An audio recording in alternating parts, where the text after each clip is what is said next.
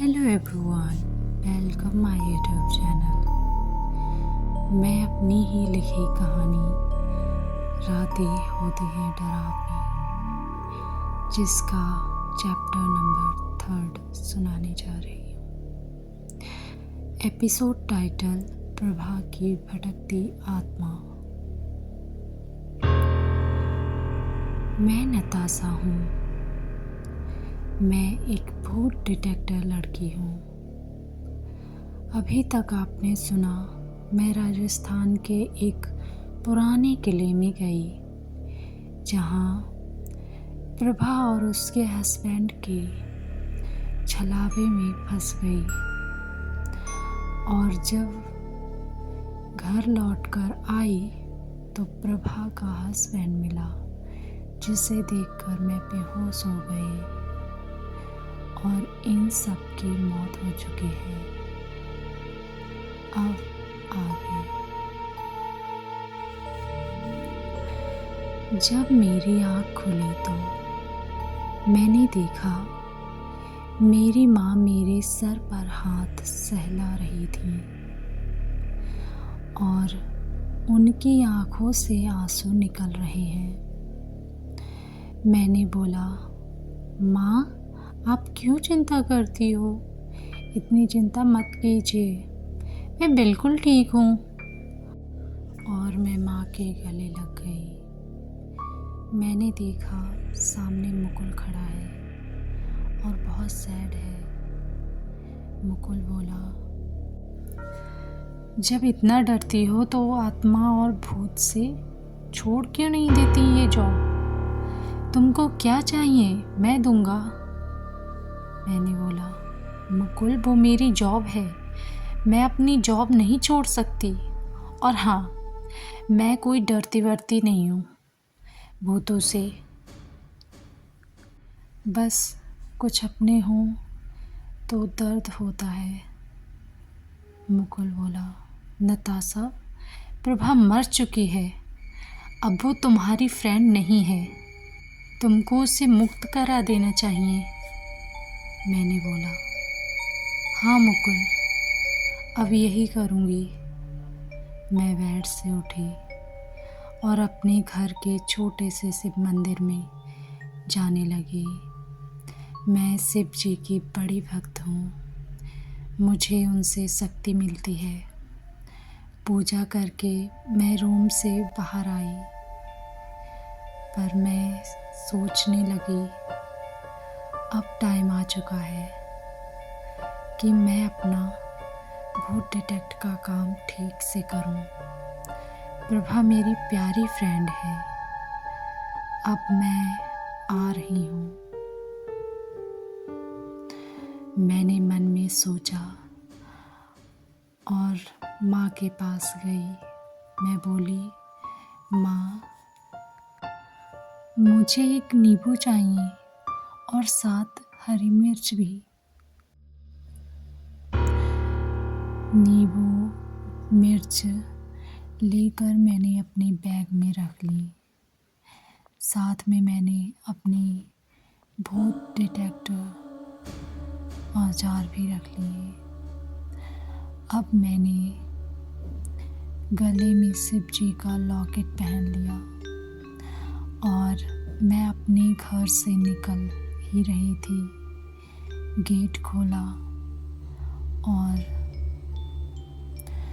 मेरा friend Mukul car लेकर सामने ही आ गया। मैंने कार का गेट खोला और पीछे वाली सीट पर बैठ गई। मुकुल बोला, नताशा, मैं तुम्हारे साथ हूँ हमेशा, तुम चिंता मत करो। मैं जानता हूँ कि भूत प्रेत हर चीज़ होती है। तभी मैं फ्लैशबैक में गई। नताशा, मैं इन सब को नहीं मानता।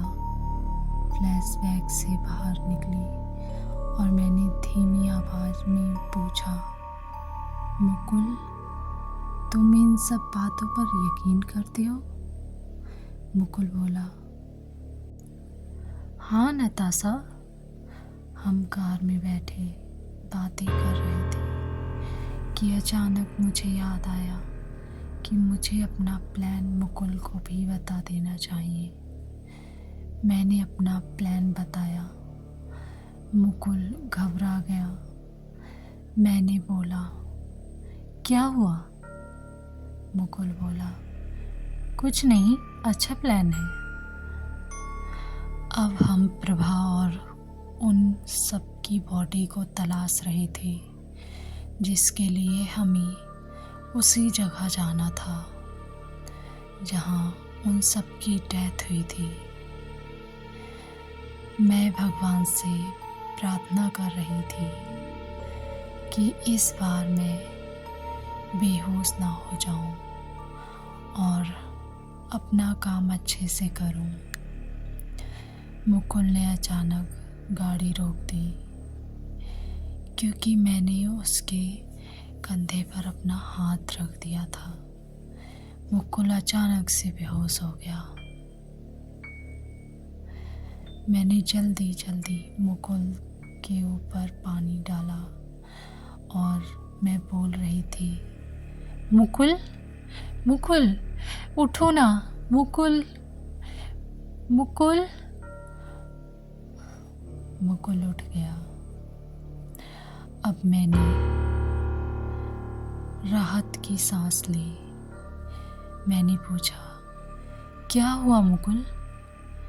मुकुल बोला, नताशा, तुम और मैं ये यहाँ कैसे? मैं तो तुम्हारे घर पर था ना। मुझे उसकी ये बातें समझ नहीं आ रही थी। मैंने बोला, Mukul, are you okay? Mukul बोला, हाँ मैं ठीक हूँ। तभी मैं फ्लैशबैक में गई कि अभी तक क्या हुआ। तभी मुझे याद आया, जब मुकुल घर से बाहर निकला तो इसके ऊपर प्रभा के हस्बैंड की आत्मा ने कब्जा कर लिया था। और हाँ, जब मैंने इसके ऊपर हाथ रखा तो ये बेहोश हो गया क्योंकि मैं शिव जी का लॉकेट पहने हूँ। ओह, तो ये सब हमारे साथ छलावा कर रहे हैं। तभी मैंने मुकुल को अपना शिव जी का लॉकेट पहना दिया। मुकुल बोला, अरे इसकी तुमको ज़्यादा ज़रूरत है। मैंने बोला, हाँ मुझे पता था, तभी मैं एक और लॉकेट लेकर आई हूँ अपने साथ। और मैंने अपना दूसरा लॉकेट पहन लिया। अब मैं उसी खंडर हवेली में पहुँच गई जहाँ उन सब की लाश थी। मैं उस खंडर में अंदर गई। दिन था, तेज की धूप थी, इसलिए मुझे ये सब कर पाना आसान था। मैंने सामने देखा बहुत बड़ी हवेली जिसमें बड़ा सा राजाओं का लगवाया हुआ झूमर था और सामने छत की ओर जाती हुई लेफ्ट में 2 सीढ़ियाँ। मैं उन सीढ़ियों पर धीरे धीरे अपने कदम बढ़ा रही थी।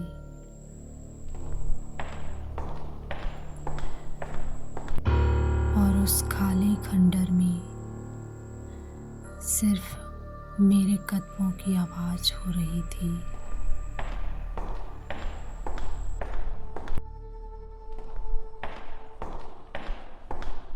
मैं आगे, मुकुल मेरे पीछे चल रहा था। मैंने सामने देखा कुछ सफ़ेद कपड़े में मोटा सा है मैं आगे बढ़ी और कपड़ा हटाया। मैं शॉक हो गई देखकर उसमें मेरी माँ की लाश थी। मैं देखकर रोने लगी। इट मीन मेरी माँ भी मर चुकी है। जो मेरे घर पर थी वो मेरी माँ नहीं बल्कि उनकी आत्मा थी।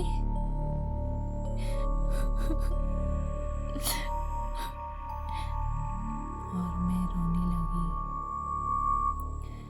रोते हुए खुद संभालते हुए उठी और अब मैंने ठान लिया कि अब जो भी हो, मैं अपना सब कुछ खो दिया है, तो अब मैं इन सब को मुक्ति दिलाकर ही रहूँगी।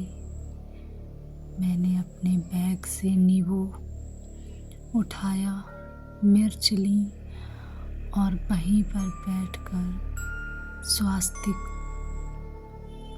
चिन्ह बनाया और मैं कुछ मंत्र जाप करने लगी। तभी अचानक मुकुल बोला, नताशा, तुम ये क्या कर रही हो? अंदाजा है तुमको? मैंने बोला, हाँ मुकुल, अब मेरा कोई नहीं रहा, मुक्त कराना ही होगा। मुकुल मेरी तरफ देखकर सैड हो गया और बोला, हाँ नताशा, तुम ठीक कह रही हो, मैं भी तुम्हारे साथ हूँ। मैं अपने पिता और माँ प्रभा, उसके हस्बैंड, उनके फ्रेंड आंसू, प्रभा की दादी, उसकी चचेरी बहन, सबकी डेड बॉडी को इकट्ठा करने लगी और उनको सबको शमशान में ले गई। मुझे डर था कि कहीं ये सब फिर से ना हो, इसीलिए अब मैं अकेली नहीं। मैंने मुकुल को बोला, मुकुल, पंडित को बुलाया तुमने? मुकुल पंडित लेकर आया। पंडित जी आए, साथ में उनके हाथ में तांत्रिक चीज़ें भी थीं। मैंने पूजा प्रारंभ कराई। एक तरफ मैं और दूसरी तरफ मुकुल बैठा था और आँख बंद करके पूजा करने लगे।